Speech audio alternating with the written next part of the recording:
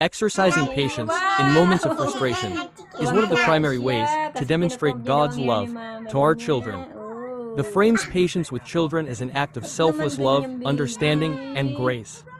Rather than reacting to frustration, Scripture encourages parents to guide their children with gentle persistence, recognizing that nurturing wisdom takes time.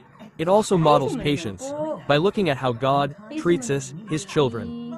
Just as God is patient and slow to anger, parents are encouraged to mirror that grace to their children.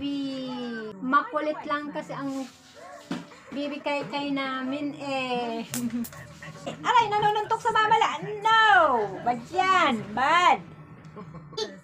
Ginapo, come my hair, baby. Baby, come my hair na po. Dali na po. Ito ang aming makulit na baby dito sa bahay. Makulit at malambing. Ay, wow!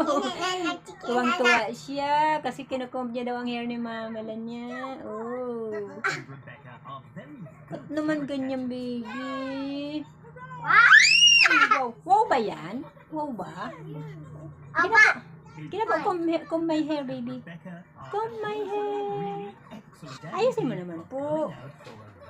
Ayusin mo naman, baby. Just trying to comb my hair. Our little cutie baby. Makulit lang kasi ang baby kay namin eh. Aray, nanununtok sa mamala. No! Bad yan. Bad.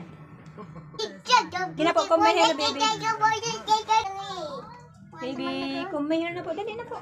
Ito ang aming makulit na baby dito sa bahay. Makulit at malambing.